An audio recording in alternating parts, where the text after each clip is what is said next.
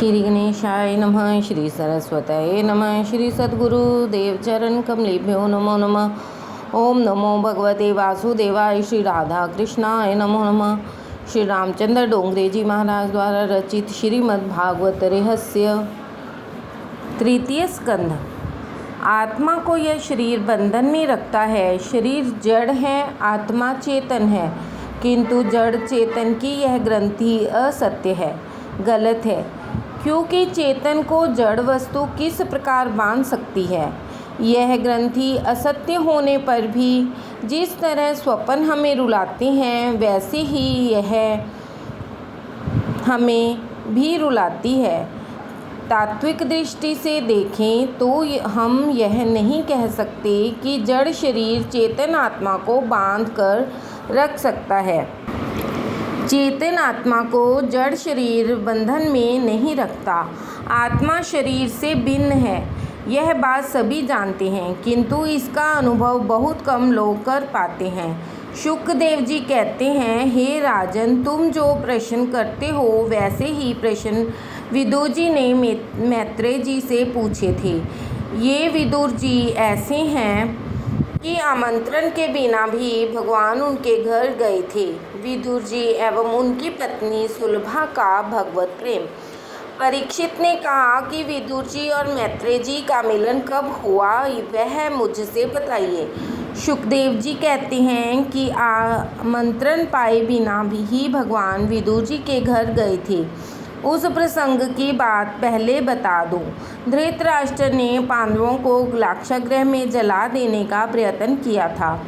विदुर जी ने धृतराष्ट्र को उपदेश दिया, किंतु उसका धृतराष्ट्र पर कोई भी असर नहीं हुआ।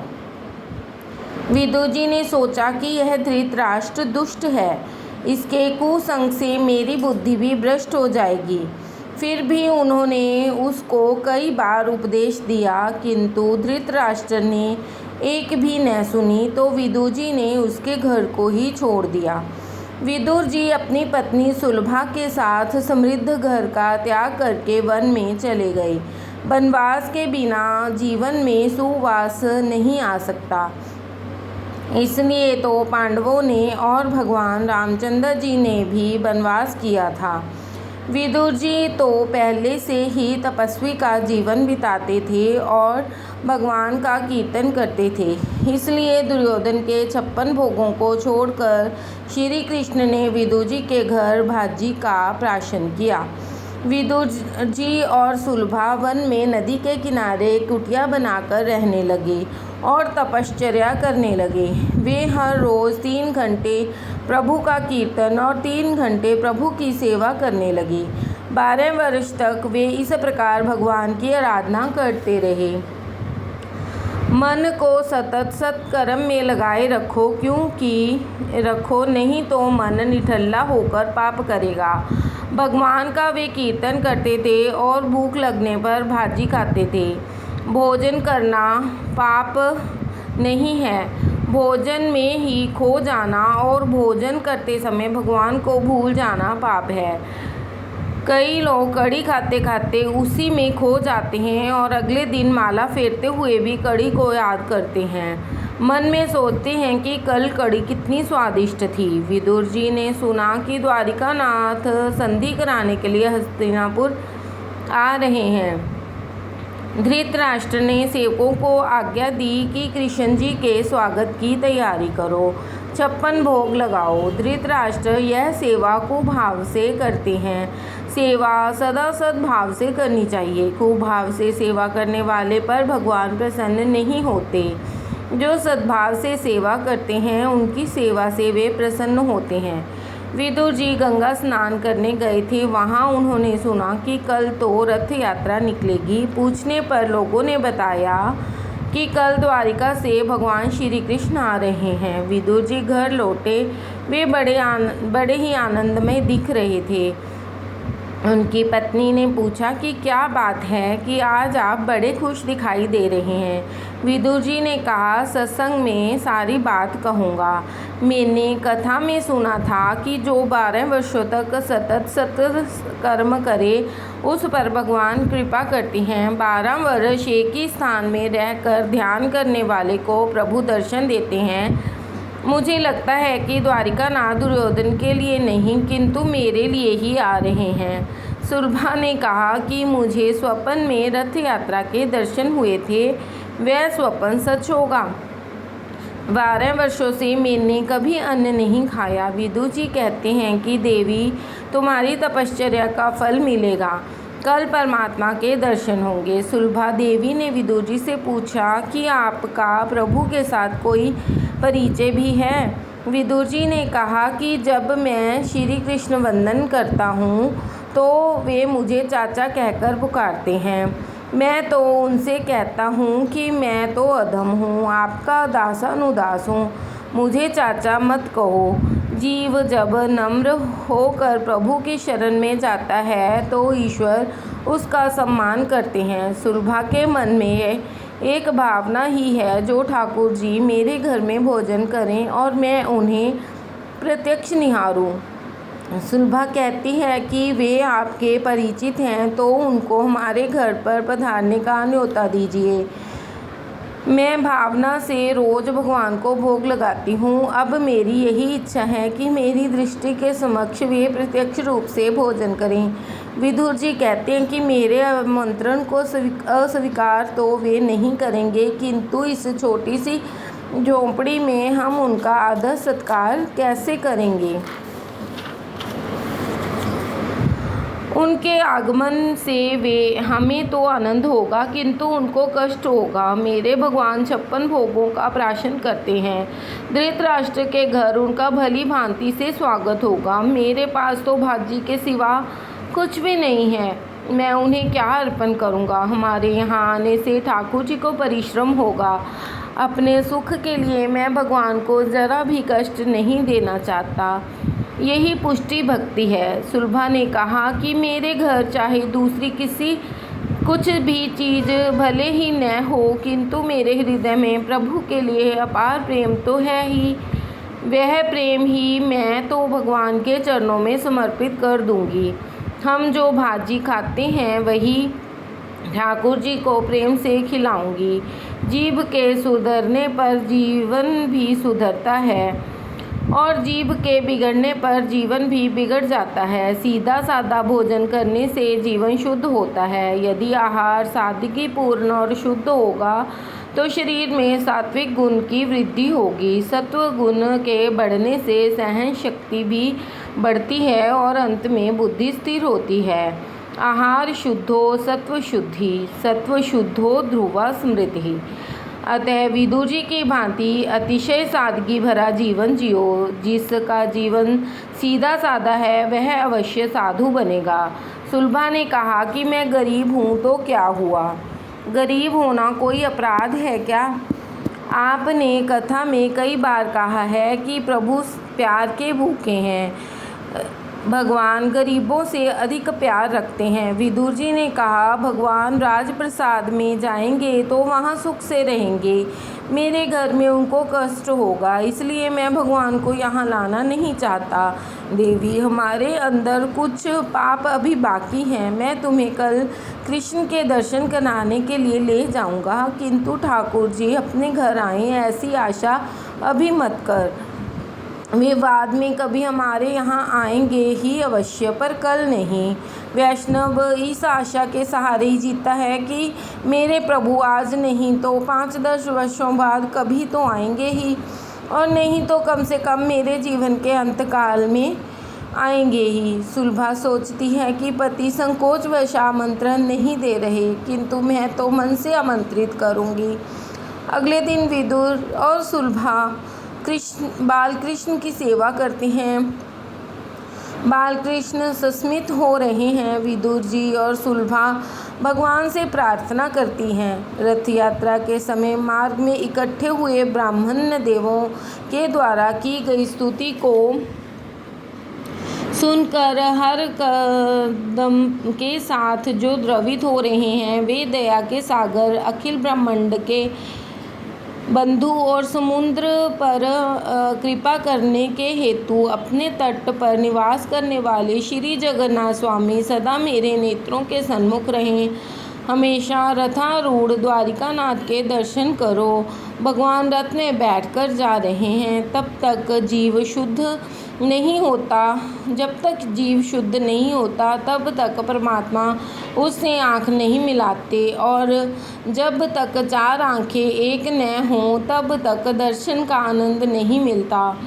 विदुर और सुलभा भी रथ देख रहे हैं। विदुर जी सोचते हैं कि मेरी ऐसी पात्रता नहीं है कि मैं भगवान मेरे घर आएं, किंतु क्या एक नज़र मुझे देखेंगे तक नहीं। मैं पापी हूँ, किंतु मेरे भगवान तो पापी के उद्धारक हैं, पतित पावन हैं।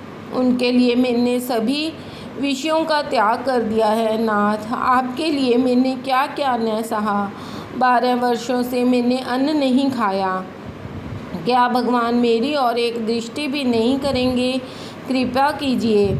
हजारों जन्मों से मैं आपसे जुदा रहा हूँ, पर आज आपकी शरण में आया हूँ। लोगों की भीड़ में से रथ आगे बढ़ रहा था।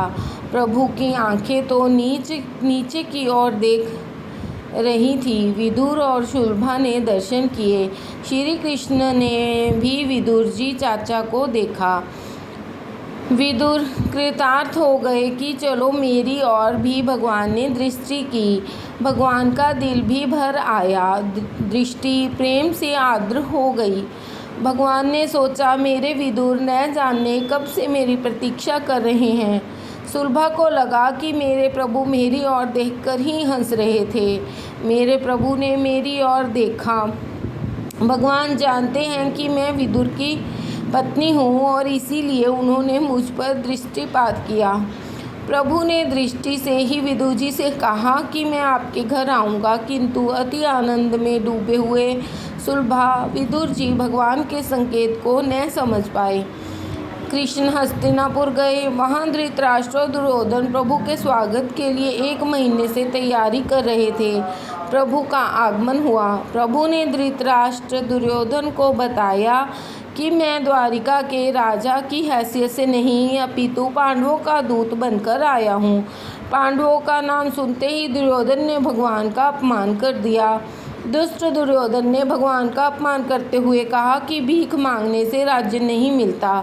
सुई के नोक पर रखी जा सके उतनी भी भूमि मैं पांडवों को नहीं दूंगा। मैं युद्ध के लिए तैयार हूँ। उसने श्री कृष्ण की एक न मानी। संधि कराने का प्रयत्न में श्री कृष्ण सफल न हो सके।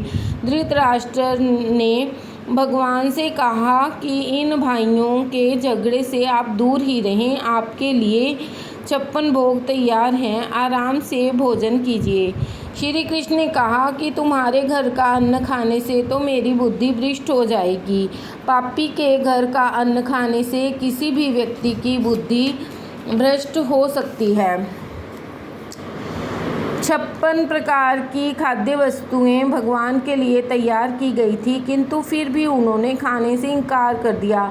अन्य राजाओं ने आशा की कि कृष्ण उनके घर भोजन करेंगे, किंतु कृष्ण ने तो उनको और सभी ब्राह्मणों को भी निराश कर दिया। द्रोणाचार्य ने तब पूछा कि आप सभी के आमंत्रण से इनकार कर रहे हैं, तो फिर कहाँ जाएंगे? भोजन का समय हो गया।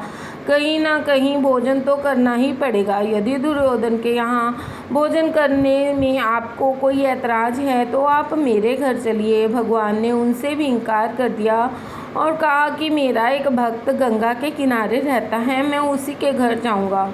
द्रोणाचार्य समझ गए कि हम वेद शास्त्र संपन्न ब्राह्मण आज हार गए। धन्य हैं विदुर जी। भगवान ने सोचा कि विदुर जी दीर्घ काल से ही मेरी प्रतीक्षा कर रहे हैं, तो आज मैं उनके पास ही चला जाऊं। इस तरफ विदुर जी सोच रहे हैं कि मैं अभी तक अपात्र ही रह गया हूँ, अतः भगवान मेरे घर नहीं आते। आज सुलभा का हृदय भी बड़ी कातरता और आर्द्रता से सेवा कर रहा है। वह भगवान से प्रार्थना कर रही हैं कि मैंने आपके लिए सर्वस्व त्याग कर दिया है, फिर भी आप नहीं आ रहे हैं। गोपियाँ सच कहती हैं कि कन्हैया के पीछे जो लग जाता है उसी को वह रुलाता है। आपके लिए मेरे संसार सुख का त्याग कर दिया, सर्वस्व आपके चरणों में रख दिया, फिर भी मेरे घर आपका आगमन क्यों नहीं हो रहा है। कृष्ण भक्ति कीर्तन भक्ति श्री कृष्ण को अति प्रिय है। सूरदास जी भजन करते हैं तो श्री कृष्ण आकर उनके हाथ में तंबूरा देते हैं। सूरदास जी कीर्तन करते हैं और कन्हैया सुनता है। नाहं बसामि वैकुंठे योगी नाम हृदय च न च मद्भक्ता यत्र गायन्ति तत्र तिष्ठामि नारदः। भगवान नारद जी से कहते हैं कि न तो मेरा वैकुंठ में वास है, न ही योगियों के हृदय में। मैं तो वहाँ ही रहता हूँ जहाँ मेरा भक्त प्रेम से आर्द्र होकर मेरा कीर्तन करता है। झोंपड़ी में विदुर सुलभा भगवान के नाम का कीर्तन कर रहे हैं, किंतु वे नहीं जानते कि वे जिनका कीर्तन कर रहे हैं वह आज साक्षात उनके द्वार पर खड़ा है। मनुष्य का जीवन पवित्र होगा तो भगवान बिना आमंत्रण पाए ही उसके घर आएंगे। जो परमात्मा के लिए जीता है उसके लिए परमात्मा स्वयं आते हैं। राधे राधे। प्रेम के वशीभूत होकर श्री कृष्ण जी का विदुर जी के घर में आगमन। बिना बुलाए ही भगवान आज विदुर जी के द्वार पर खड़े हुए हैं। बाहर प्रतीक्षा करते हुए 2 घंटे निकल गए। कड़ी धूप लग रही थी। भगवान सोच रहे हैं कि उनका कीर्तन कब समाप्त होगा। विदुर सुलभा का जीवन तो प्रभु के लिए ही था। अंत में व्याकुल होकर श्री कृष्ण ने झोंपड़ी के द्वार खटखटाया और कहा, चाचा जी मैं आ गया हूँ। कीर्तन करो तो ऐसा करो कि भगवान स्वयं आकर तुम्हारे घर का द्वार खटखटाएं। विदुर जी ने कहा, देवी द्वारिका नाथ आए हैं ऐसा लगता है। द्वार खोलने पर चतुर्भुज नारायण के दर्शन हुए। अति हर्ष के आवेश में विदुर जी सुलभा आसन तक न दे सके तो प्रभु ने स्वयं ही अपने हाथों से धर्मासन बिछा लिया और विदुर जी को भी हाथ पकड़कर पास बिठा लिया। भगवान ने कहा कि मैं भूखा हूँ, मुझे कुछ खाने को दो। भक्ति इतनी सशक्त है कि वह निष्काम भगवान को भी सकाम बना देती है। वैसे तो भगवान को भूख नहीं लगती, किंतु भक्त के कारण उन्हें खाने की इच्छा होती है। विदुर जी ने पूछा कि आपने दुर्योधन के घर भोजन नहीं किया क्या? कृष्ण जी ने कहा, चाचा जी जिसके घर आप नहीं खाते वहाँ मैं भी कैसे खा सकता हूँ। ईश्वर भूखे नहीं होते, ऐसा उपनिषद का सिद्धांत है। जीव रूपी पक्षी विषय रूपी फल खाता है, अतः वह दुखी होता है। उपनिषद का यह सिद्धांत गलत नहीं है। ईश्वर नित्य आनंद स्वरूप है। भागवत का यह सिद्धांत सच्चा है। ईश्वर तृप्त है, किंतु जब किसी भक्त का हृदय प्रेम से भर जाता है तो वे निष्काम होने पर भी सकाम बनते हैं।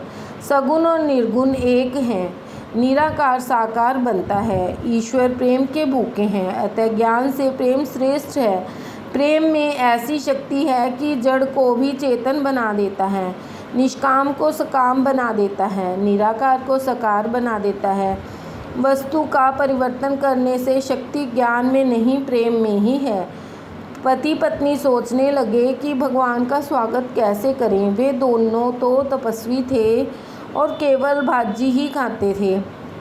उनको संकोच हो रहा था कि श्री कृष्ण को भाजी कैसे खिलाएं। दोनों को कुछ सूझ नहीं रहा था। इतने में तो द्वारिका नाथ ने चूल्हे से भाजी का बर्तन उतार लिया और उसे खाने भी लगे। स्वादिष्टता और मिष्टता वस्तु में नहीं प्रेम में है। शत्रु की हलवा पूरी भी विष जैसी लगती है।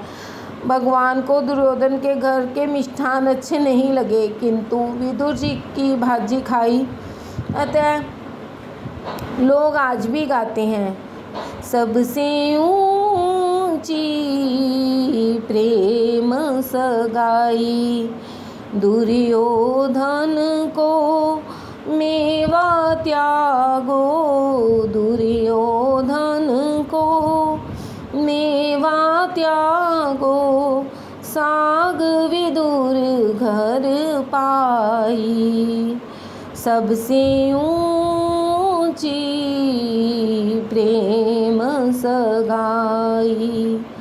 झूठे फल शबरी के खाए, बहुविधि प्रेम लगाई। प्रेम के बस नृप सेवा कीन्ही, आप बने हरि नाई। सबसे ऊंची प्रेम सगाई।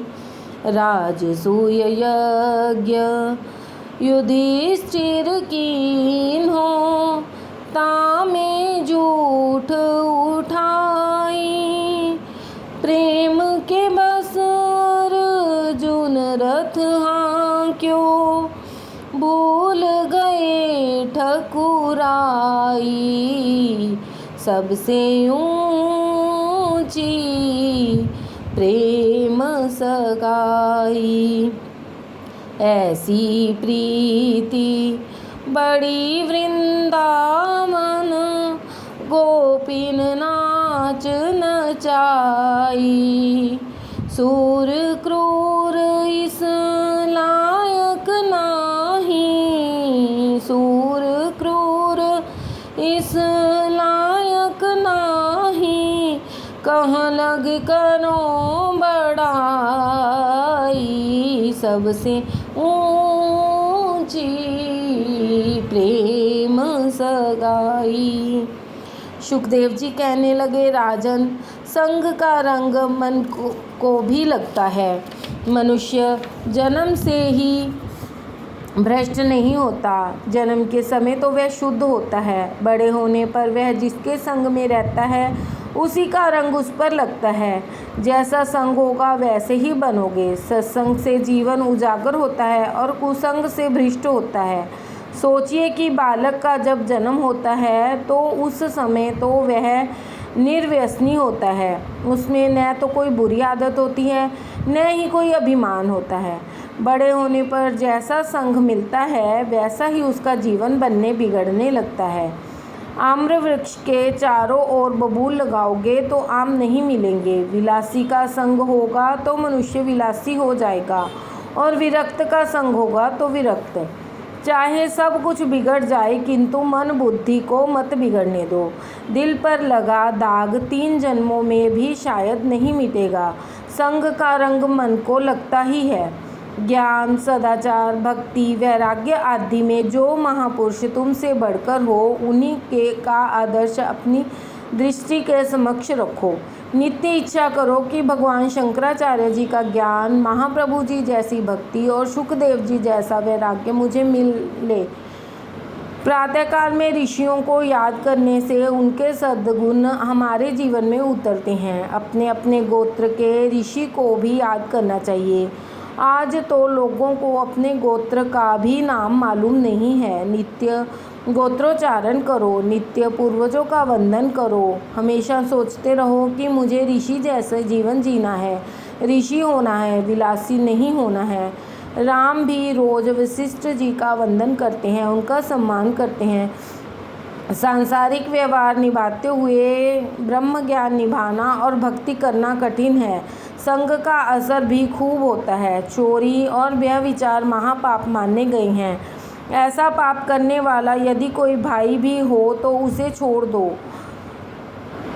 किसी जीव का तिरस्कार मत करो, पर उसके पाप का तिरस्कार अवश्य ही करो।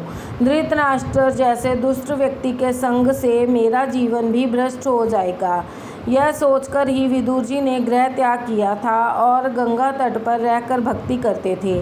भाजी खाकर वह संतुष्ट थे। इंद्रिय सुख में फंसा मनुष्य भक्ति नहीं कर सकता।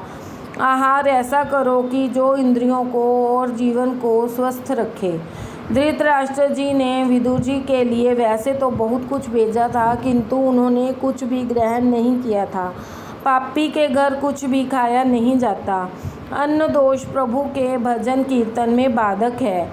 भगवान जब कृपा करते हैं तो धन संपत्ति नहीं देते, किंतु सच्चे साधु से सत्संग करवा देते हैं।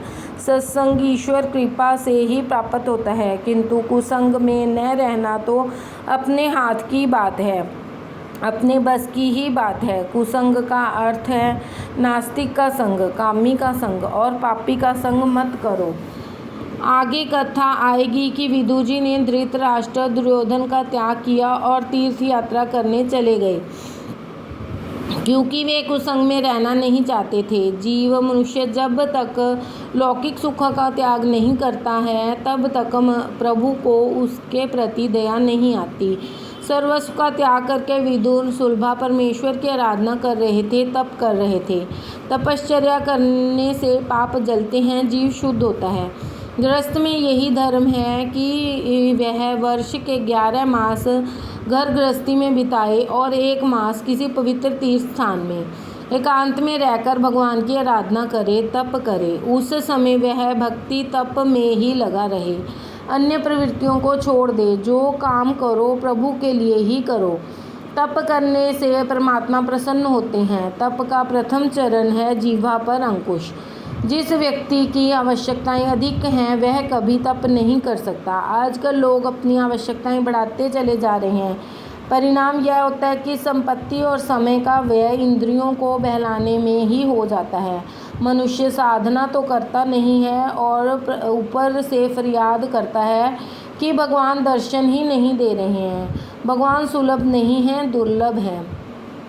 विदुर जी ने परमात्मा को प्रसन्न करने के लिए बड़ी भारी तपश्चर्या की थी। तभी भगवान को दया आई और मेरे इस भक्त ने मेरे लिए कितने कठिन कष्ट सहे हैं, उठाए हैं, और वे बिना बुलाए विदुर जी के घर आ पहुँचे। विदुर जी का प्रेम ही ऐसा सच्चा था कि उनके कुछ मांगने की प्रभु को इच्छा ही नहीं हुई। जब भगवान के हृदय में हमसे कुछ मांगने की इच्छा जागे तब समझो कि तुम्हारी भक्ति सच्ची है। जहाँ प्रेम है वहाँ से ही मांग कर खाया जाता है। प्रेम हो तो कन्हैया माखन मांगेगा। जहाँ प्रेम न हो वहाँ तो बिना मांगे मिलने पर भी खाने की इच्छा नहीं होती। परमात्मा प्रेम के अधीन हो जाते हैं। जो ईश्वर के साथ प्रेम करने की इच्छा रखता है उसे चाहिए कि वह जगत के साथ अधिक प्रेम न करे। जगत के साथ न तो तिरस्कार करो और न ही उससे अधिक प्रेम करो। प्रेम करने के लिए पात्र है केवल ईश्वर, उसी से तुम अधिक से अधिक प्रेम करो। विदुर जी के घर परमात्मा का आगमन हुआ। विदुर जी और सुलभा की भावना तथा भक्ति सफल हो गई। विदुर जी ने उसके घर में की भाजी का भोजन किया। सत्कार्य ऐसा करो कि बिना बुलाए भी भगवान आने की इच्छा करें। मैत्री समान व्यक्तियों में होती है। जीव जो ईश्वर के समान बने तो उनसे मिलने के लिए भगवान स्वयं आएंगे। प्रभु ने धृतराष्ट्र के घर का पानी तक ना पिया।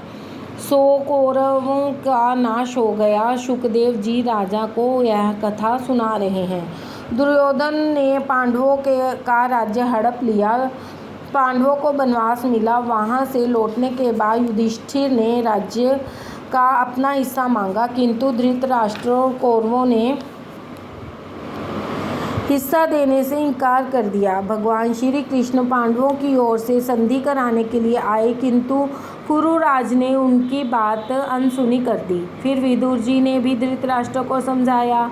विदुर जी ने धृतराष्ट्र को जो न्याय और धर्म की बातें समझाई थी वे विदुर नीति कहलाती हैं। जो औरों के धन का हरण करता है वही धृतराष्ट्र है। जिसकी आंखें केवल रुपया पैसा देखती हैं वह आंखें होते हुए भी अंधा ही है। पापी पुत्र पर प्रेम रखने वाला पिता धृतराष्ट्र है। उस युग में तो शायद एक ही धृतराष्ट्र था, आज तो हजारों लाखों हैं। विदुर जी धृतराष्ट्र से कहने लगे, दुर्योधन पापी है, वह तेरा पुत्र नहीं है, किंतु तेरा पाप ही पुत्र का रूप लेकर आया है। कई बार अपना पाप ही पुत्र का रूप लेकर आता है और सताता है। शास्त्र ने कहा है कि दुराचारी पुत्र माता पिता की दुर्गति करता है, सदाचारी पुत्र माता पिता की सद्गति करता है। दुराचारी पुत्र का संग छोड़ दो। मान लो कि वह मेरा पुत्र नहीं है, किंतु मेरा पाप ही पुत्र रूप से आया है। छोटे बच्चों को पाप का डर बताते रहने से वे मान जाएंगे। आजकल का युवक पाप का डर नहीं रखता, अतः वह मार भी खाता है। विदुर जी कहते हैं, हे धृतराष्ट्र, दुर्योधन दुराचारी है। वह तेरे वंश का विनाश करने के लिए ही आया है। चोरी और व्यभिचार महापाप हैं और सभी पाप क्षम्य हो सकते हैं, किंतु ये दोनों पाप क्षम्य नहीं हो सकते। कुछ चोर जेल की हवा खाते हैं तो कई महल की। चोर कौन है? जो स्वयं परिश्रम नहीं करता और पराया धन हड़प कर जाता है, वही चोर है। जिसका है उसे दे दिए बिना जो खाता है वह चोर है। किसी का कुछ भी मुफ्त में मत खाओ। मेहनत किए बिना जो खाता है वह चोर है। स्थिति पात्र होने पर भी जो अतिथियों का भली भांति सत्कार नहीं करता वह भी चोर है। जो अपने लिए ही पकाता है और खाता है वह भी चोर है। अग्नि को आहुति दिए बिना जो खाता है वह चोर है। मुनाफाखोर भी चोर है। सोचो कि इनमें से तुम भी किसी प्रकार के चोर तो नहीं हो। धृतराष्ट्र, दुर्योधन चोर हैं। प्रभु तो पांडवों को ही राज सिंहासन पर बिठाएंगे, क्योंकि प्रभु ने उन्हें अपनाया है। धर्मराज तुम्हारे अपराध को क्षमा करने को तैयार हैं। धर्मराज अजात शत्रु हैं। भागवत ने 2 अजात शत्रु बताए हैं, एक तो धर्मराज युधिष्ठिर और दूसरे प्रहलाद जी। धृतराष्ट्र, तुम दुर्योधन का मोह छोड़ो, अन्यथा सारे कौरव कुल का विनाश होकर ही रहेगा। दुर्योधन ऐसा दुष्ट था कि द्रौपदी के सौंदर्य को देखकर जल रहा था। शंकराचार्य जी ने महाभारत के गीता, विष्णु सहस्त्रनाम, उद्योग पर्व और सनत सुजात पर्व इन अंगों पर टीका रची है। धृतराष्ट्र कहता है कि भाई, तेरी बात तो सच्ची है, किंतु मेरे पास दुर्योधन के आते ही मेरा ज्ञान गायब हो जाता है। पाप का पिता लोभ और माता ममता। लोभ और ममता ही पाप को प्रेरणा देते हैं। राधे राधे।